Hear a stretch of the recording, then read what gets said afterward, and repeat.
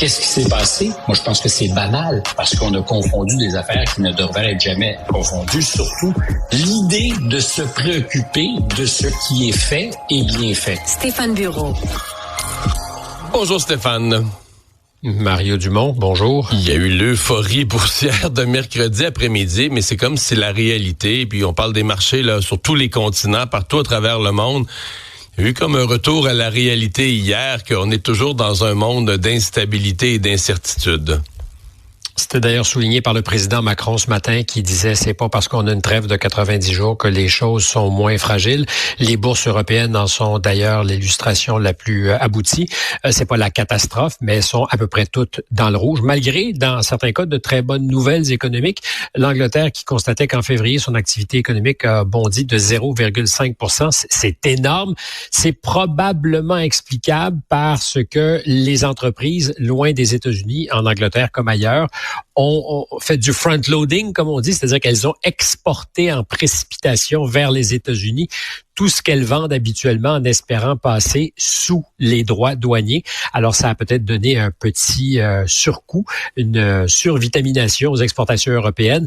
C'est dans les prochaines semaines que ça risque d'être difficile. Et ça va l'être d'autant plus dans un contexte d'une guerre qui s'aggrave entre les Chinois et les Américains. Tu as peut-être vu ça passer. La Chine qui décide de répliquer coup pour coup 125 % pour les produits venant des États-Unis. Ouais, un autre 40% de plus. Ce qui nous conduit où là? Est-ce que d'ici une semaine, 2 semaines, 3... en fait, pour moi, là, des tarifs sincèrement en haut de 100%, même si on ajoutait un autre 20 ou un autre... C'est un embargo.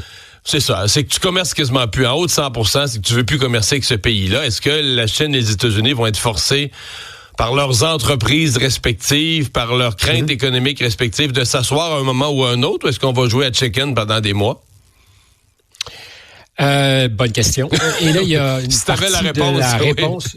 Il y a une partie de la réponse qui est aussi une évaluation de la marge politique qu'ont les deux leaders puissants et aussi de ce que sont les profils psychologiques des deux leaders, parce que là, c'est Trump versus Xi Jinping, avec un Trump qui s'est prononcé beaucoup plus souvent, qui dit toujours qu'il le respecte, que c'est même son ami, qu'ils ont...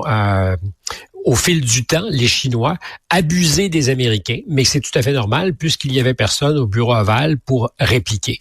Alors voilà pour M. Trump. Xi Jinping, très silencieux jusqu'à aujourd'hui. C'est la première fois qu'il parlait pour dire que les guerres commerciales ne font que des perdants et rappelant aux Européens particulièrement qu'il fallait collectivement réagir à la coercition américaine. Parce que ce qui se passe en ce moment, c'est qu'il y a un gros forcing des Chinois pour convaincre les Européens qu'il pourrait y avoir une alliance, à défaut d'être stratégique, tactique, ponctuelle dans le temps, c'est énorme, pour résister. Parce que c'est évidemment théoriquement, énorme. c'est Trump qui devrait ces jours-ci être dans une tournée européenne à convaincre les Européens que là, c'est le temps de mettre la Chine au pas. C'est cette année, là, on met la Chine au pas. Alors que là, c'est parce que Trump s'est mis le monde au complet à dos, c'est la Chine qui recevait hier le président espagnol puis qui dit, écoute bien, là, nous autres, faut qu'on mette Trump au pas, là. Monsieur Sanchez, qui est à Pékin aujourd'hui, une visite qui s'est presque improvisé. Normalement, voir le Big Boss en Chine, là, c'est des semaines et des mois de travail entre les diplomates des deux pays. Là, ça a été télescopé pour une raison très simple. C'est un message fort qui est envoyé. Xi Jinping à côté d'un leader européen pour rappeler qu'il y a des liens. D'ailleurs, ça va être le 50e anniversaire cet été en juillet qui va être célébré des relations entre l'Union européenne et la Chine. Puis, parce que dans un premier temps, il y a une question qui se pose. Il y a 450 quelques milliards de bébelles chinoises qui sont vendues aux États-Unis chaque année. Évidemment, je suis ironique quand je parle de bébelles, c'est beaucoup plus que ça. Mais si du jour au lendemain, tout s'arrête ou tout ralentit beaucoup, parce qu'il y a des produits pour lesquels il n'y aura pas le choix. Les entreprises américaines, pour servir leurs clients, vont payer les droits de douane, quels qu'ils soient, parce qu'il n'y a pas d'alternative. Mais pour plein de choses, les Chinois vont se retrouver dans une position très difficile. Et est-ce que tu peux inonder du jour au lendemain le marché européen, 450 millions de consommateurs riches, avec de l'épargne? La réponse, c'est qu'il y a une limite à ce que tu peux faire surconsommer, surmanger des bébelles, et les Européens pourront pas tout absorber. Et quand je te disais tout à l'heure, c'est la question de cette game de chicken, c'est d'abord les profils psychologiques des deux personnages. À ce jour, l'un et l'autre ne veulent pas perdre la face. Sinon, qu'on entend à Washington, et de manière répétée, puis c'est pas si discret, on attend qu'un geste de bonne volonté pour ouvrir la machine. Nos diplomates sont dans les blocs de départ. On va y aller parce que je pense que c'est impossible d'avoir l'information entre les mains et de pas capoter. Je sais, il y a quelque chose qui va faire mal quelque part. Et du côté des Chinois, c'est évidemment le temps qui joue pour eux, parce que Xi Jinping n'a pas le même agenda politique. Il est, pour ce qu'on en sait, président à vie. Il a changé la Constitution. Il peut être réélu autant de fois qu'il le veut. Il est entouré. C'est un peu le Trump des Chinois. C'est sûr qu'il n'y a pas de mot de vente. Quand on dit qu'un sondage va sortir dans les journaux demain matin, il n'y a pas de mot de vente. Là. Quand on dit qu'il y a un sondage dans les journaux, c'est pour dire que 95% des Chinois sont satisfaits. Bon, parce qu'en général, il y a de très bonnes relations. Il y a de bonnes relations avec les sondeurs, avec les journaux, avec tout le monde. Et il a fait la preuve qu'il avait la peau dure pendant, par exemple, la COVID. Les populations se sont révoltées. On n'avait jamais vu ça en Chine. Les gens qui étaient enfermés chez eux, qui criaient par leurs fenêtres. Il y a eu une opération pour écraser la révolte qui a été durement menée, sourdement menée. C'est très difficile de savoir ce qui se passe en Chine. Bon, on a vu des images accablantes et Xi Jinping a été absolument inflexible et a fait la démonstration de sa force. Puis je te disais...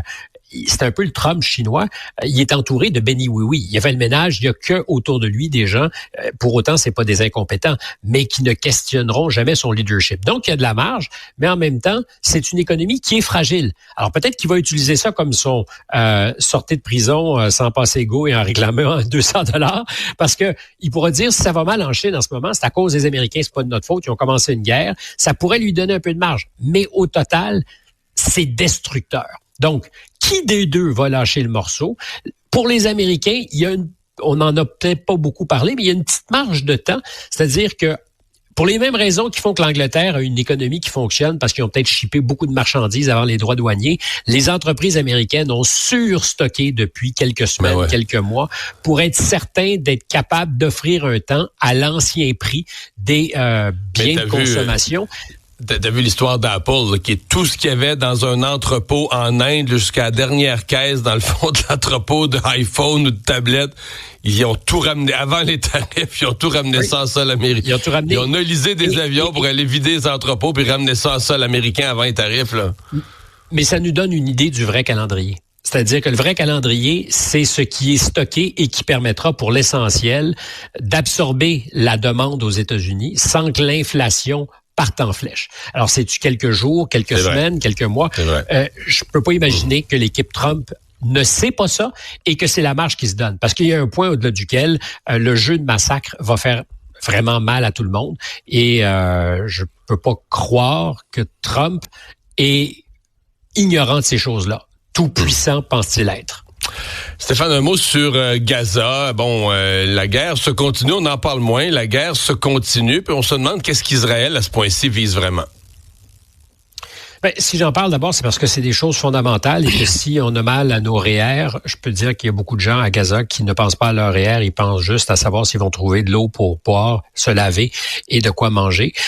C'est un des dossiers sur lesquels M. Trump avait promis une résolution rapide. Il y avait la guerre en Ukraine, on n'en parle pas non plus, tu as remarqué, ou sinon très ponctuellement, mais il n'y a pas de résolution à l'horizon. Dans quelques instants, on parlera peut-être de l'Iran et de négociations qui vont commencer en fin de semaine.